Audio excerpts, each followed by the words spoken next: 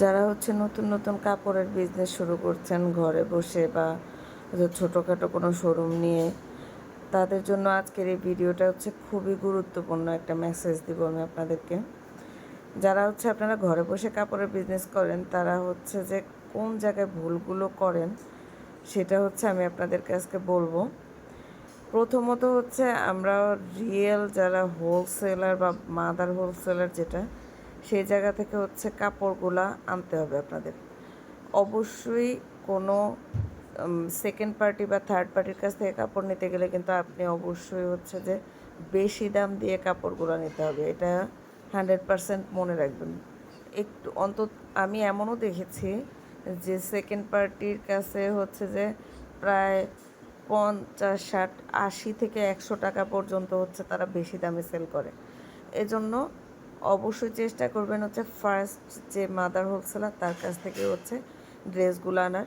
এবং আরেকটা জিনিস যেটা মাথায় রাখবেন সেটা হচ্ছে যে অবশ্যই কোয়ালিটিফুল ড্রেস আনতে হবে। কিন্তু এমন কোনো ড্রেস আনা যাবে না কম দামের চক্করে, যে কম দামে চিন্তা করবো যে আমি 200 টাকা দিয়ে কিনবো আর 500 টাকা বিক্রি করবো, 300 টাকা লাভ। না ভাই, এরকম ব্যবসা আসলে কিন্তু হয় না। এজন্য অবশ্যই হচ্ছে আপনার চিন্তা করতে হবে যে আমি একটু ভালো মানের কাপড় কিনবো, যেটা আমার কাস্টমার পেয়ে হচ্ছে আমাকে ভালো রিভিউ দিবে এবং হচ্ছে আমার মানে রিপিট কাস্টমার হয়ে যাবে। অবশ্যই এই মানের কাপড় নিয়ে হচ্ছে আপনার বিজনেস করতে হবে।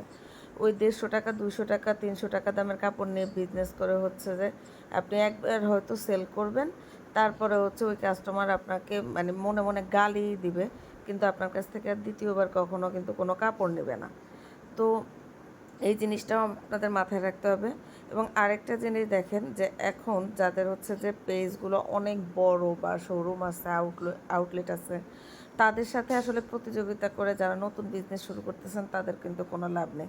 একটা শোরুমে হচ্ছে যদি দেখেন আপনি যে একটা ড্রেস বিক্রি হচ্ছে 2000 টাকায়, খুবই রিনাউন্ড একটা পেজে বিক্রি হচ্ছে 2000 টাকায়, যদি ওই ড্রেসটা আপনার কাছে থাকে, আপনি অবশ্যই চেষ্টা করবেন যে ওই ড্রেসটা কীভাবে আপনি 1500, 1600 বা 1800 টাকায় দিয়ে দিতে পারেন।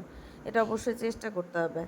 এবং সবচেয়ে কম মানে একেবারে যেটুকু লাভ না রাখলেই নয়, সেটুকু লাভ রেখে হচ্ছে বিজনেসটা শুরু করেন। এভাবে করলে হচ্ছে যে আস্তে আস্তে আপনার কাস্টমার বাড়বে, আপনার হচ্ছে মানে পরিচিতি বাড়বে। এভাবে আপনি বিজনেসে আগাতে পারবেন। অবশ্যই সততার সাথে হচ্ছে বিজনেসটা করে যেতে হবে। বিজনেসে সততা না থাকলে সেখানে কাস্টমার ঠকাবেন একদিন, আপনি ঠকে যাবেন চিরদিনের জন্য। তো সবাই ভালো থাকবেন, এই টিপসগুলো মনে রাখবেন।